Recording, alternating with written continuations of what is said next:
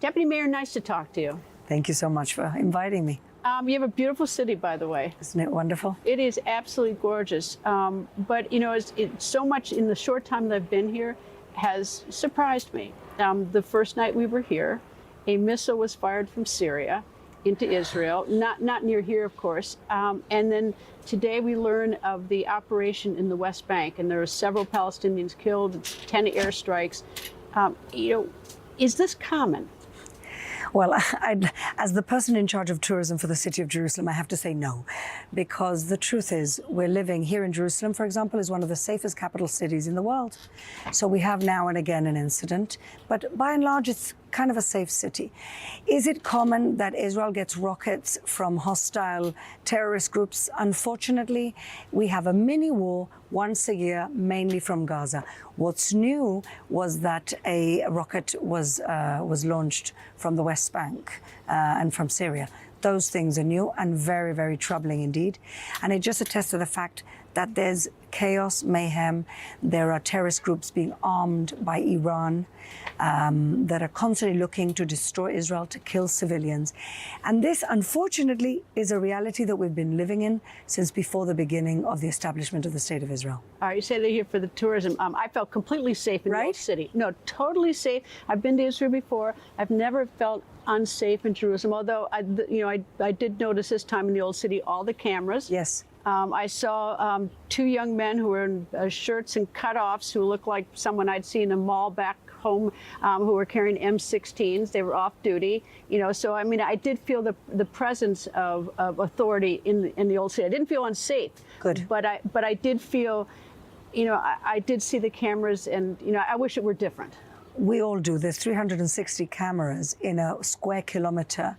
And that's because we need to have our eyes and ears in a place which is sensitive. We have, imagine how many places around the world can have one of those holiest churches, the Church of the Holy Sepulchre, the Temple Mount, which is the third most holy Muslim site, and the most holiest of Jewish sites, which is the Temple Mount and the Wailing Wall, all in a very small radius.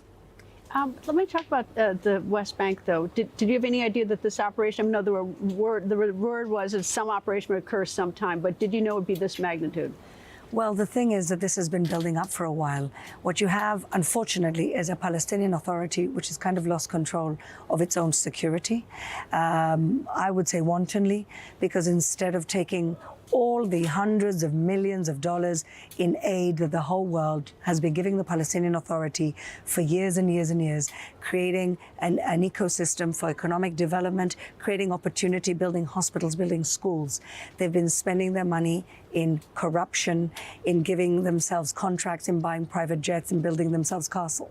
So you have a Palestinian Authority that is a kleptocracy, essentially, that hasn't had an election in 19 years, that has lost the faith of the people. And so what's happened? These armed militias, which are funded by Iran, have gained momentum. And what we've seen in the last 6 months are horrible terror attacks. Every week we've had loss of lives of young men, women, children, elderly people, every single month for the last 6 months.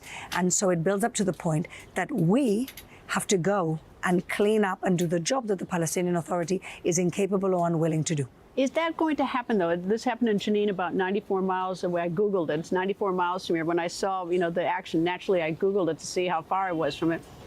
Is this operation going to do it? I mean, I'm not saying that you shouldn't do the operation, you should do it, but I mean, what's the outcome of this operation? Because it's quite extensive.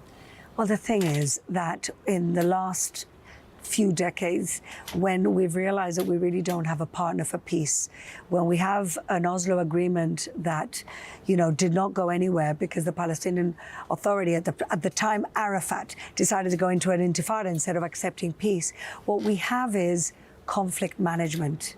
When you can't have a conflict resolution, the best a country can do is manage a conflict. Is this going to solve the problem? I don't think so. Is it going to solve it for a while? Hopefully.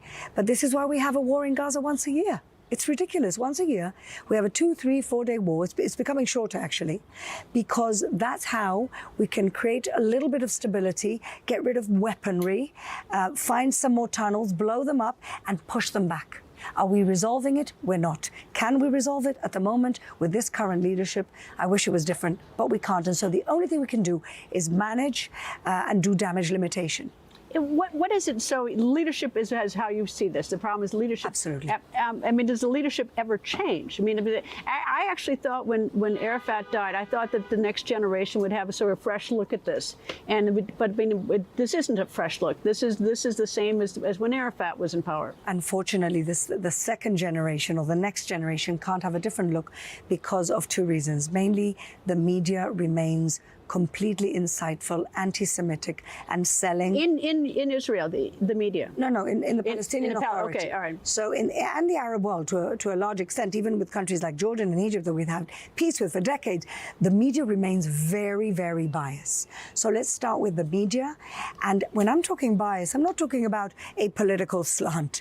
I'm talking about incitement against Jews, anti-Semitism, classic. I'm talking about glorification of martyrs, and the biggest lie of all, which is, and this is also in their educational system and in their school book, the biggest lie of all, and this is what the Palestinian leadership perpetuates, is this: one day we're going to kick all the Jews out and you're all going to come back and liberate the land.